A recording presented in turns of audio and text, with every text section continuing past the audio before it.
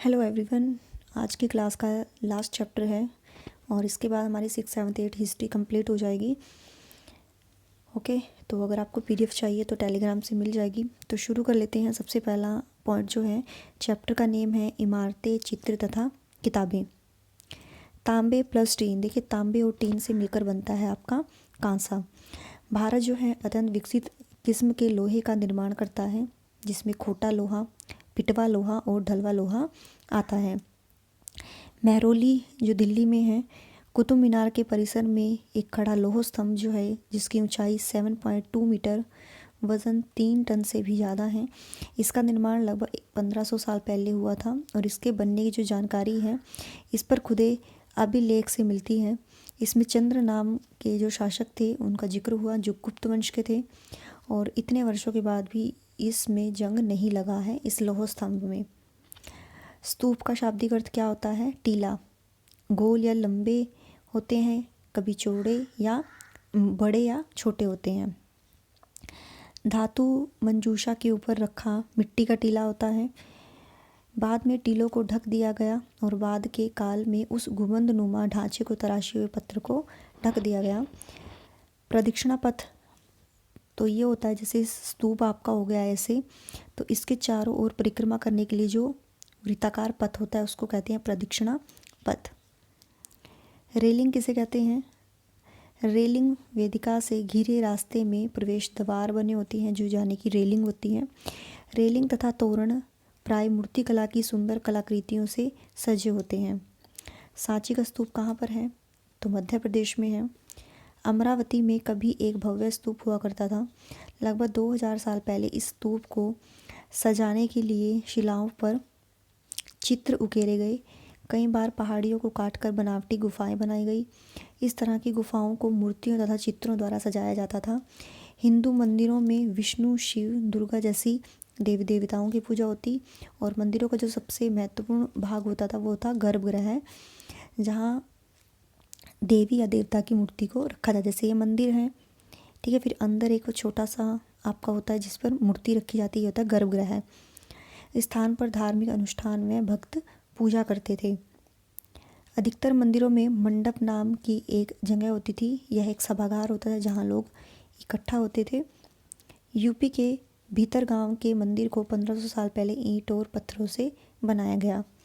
ऐहोल का दुर्गा मंदिर जो है 1400 साल पहले बनाया गया था। महाबलीपुरम के एकाष्टमिक मंदिर एक ही विशाल पहाड़ी को तराश कर बनाया गया, इसलिए इन्हें एकाशम यानी मोनोलिथ कहते हैं।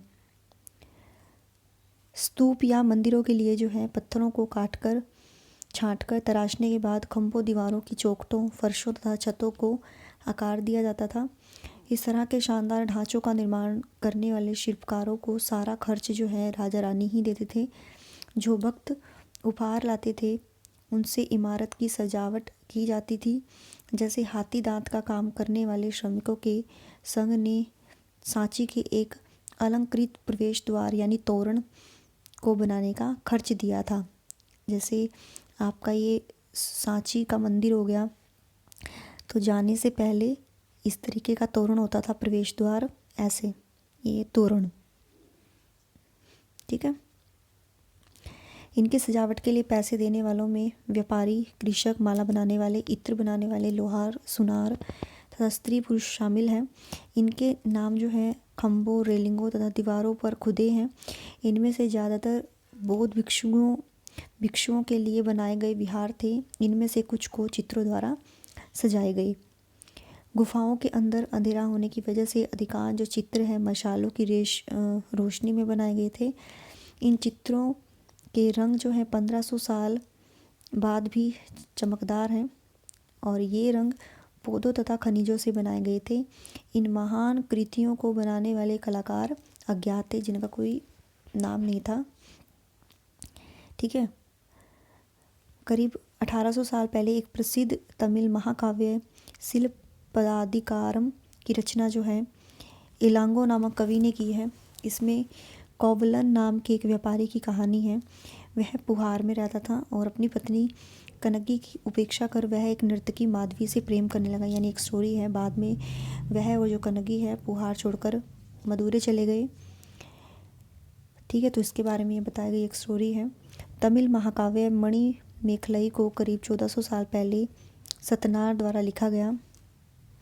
इसमें कोवलन तथा माधवी की बेटी की कहानी है। उनकी पांडुलिपि दोबारा लगभग 100 साल पहले मिली, यानी 100 साल पहले मिली। कालिदास संस्कृत भाषा में लिखते थे अपनी जो रचनाएं थे, और इनकी प्रसिद्ध रचना जो थी वो थी मेघदूत। पुराण के बारे में हम पढ़ेंगे। पुराण का शाब्दिक अर्थ है प्राचीन या पुराण जो होते हैं जिसमें विष्णु, शिव, दुर्गा, पार्वती जैसी देवी देवताओं से जुड़ी कहानियाँ जिससे रिलेटेड हुई, जैसे शिव पुराण हो गया आपका, भगवत है ना, मत्स्य पुराण, ये सब क्या है पुराण। इनमें इन देवी देवताओं की पूजा की विधियाँ दी गई। इसके अतिरिक्त संसार की सृष्टि तथा राजाओं के बारे में भी कहानियाँ हैं। अधिकतर पुराण जो है सरल संस्कृत श्लोक में लिखे गए जिससे सब उन्हें जो है सुन और समझ सके। स्त्रियां जो थी तथा शूद्र जिन्हें वेद पढ़ने की अनुमति नहीं थी वे भी जो है इनको सुन सकते थे। पुराणों का पाठ जो है पुजारी मंदिरों में किया करते थे जिसे लोग सुनने आते थे। महाभारत और रामायण जो है दो संस्कृत महाकाव्य हैं, 1500 साल पहले लिखे गए, और दोनों को व्यास नामक जो ऋषि थे उन्होंने संकलित किया था। महाभारत में ही जो है भगवत गीता है जिसमें श्री कृष्ण ने अर्जुन को उपदेश दिया था गीता का। संस्कृत रामायण के लेखक जो है वाल्मीकि माने जाते हैं। गणितज्ञ तथा खगोल शास्त्री आर्यभट्ट ने संस्कृत में आर्यभट्टियम नामक पुस्तक लिखी। उन्होंने वृत्त की परिधि को मापने की भी जो है विधि ढूंढी, जो लोग लगभग उतना ही सही है जितना कि आज प्रयुक्त होने वाली विधि। वारामिहिर, ब्रह्मगुप्त, भास्कराचार्य कुछ ऐसे गणितज्ञ थे और खगोलवेत्ता थे जिन्होंने कई खोजें की। और आयुर्वेद जो चिकित्सा है विज्ञान की एक विख्यात पद्धति है जो प्राचीन भारत में विकसित हुई, और दो प्रसिद्ध चिकित्सक थे, एक था चरक और दूसरा था सुश्रुत। ये प्रथम द्वितीय शताब्दी के थे चरक, और सुश्रुत थे चौथी शताब्दी। तो चरक द्वारा रचित चरक संहिता जो है औषधि शास्त्र की एक उल्लेखनीय पुस्तक है। अपनी रचना सुश्रुत संहिता में सुश्रुत ने शल्य चिकित्सा की विधियों को विस्तृत मतलब उनका विस्तृत जो वर्णन किया था। कागज का आविष्कार जो है करीब 1900 साल पहले काई लून नामक व्यक्ति ने चीन में किया। उसने जो है पौधों के रेशों, कपड़ों, रस्सियों और पेड़ की छालों को पीट पीट कर लुगदी बनाकर उसे पानी में भिगो दिया, यानी कागज़ की बात। फिर उस लुगदी को दबाकर उसका पानी निचोड़ा, उसको सुखाकर कागज़ बनाया, और आज भी हाथ से कागज़ बनाने के लिए जो है इसी विधि का जो है प्रयोग किया जाता है। कागज़ बनाने की तकनीक को सदियों तक गुप्त रखा गया। करीब 1400 साल पहले जो है ये कोरिया तक पहुंच गई ये जो विधि है, और उसके बाद यह जापान पहुंच गई। करीब 1800 साल पहले यह बगदाद से पहुंची, फिर यह यूरोप, अफ्रीका, एशिया के अन्य भागों में फैली। इस उपमहाद्वीप में भी कागज़ की जानकारी जो है बगदाद से ही आई थी। स्तूप निर्माण की शुरुआत 2300 साल पहले हुई थी, ये याद रख लीजिए।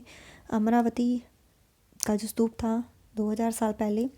कालिदास जो थे मतलब इनकी जो रचनाएं थी 1600 साल पहले। लौह स्तंभ भीतरगांव का मंदिर है। अजंता के चित्रकारी आर्यभट्ट जो थे 1500 साल पहले ये थे। ठीक है, तो हमारी जो क्लास 6 की NCERT हिस्ट्री जो थी वो कवर हो चुकी है। तो मैंने सब कवर कर दी 6, 7, 8 की। आप देख सकते हो, अपने नोट्स क्रिएट कर सकते हो। Till then bye bye.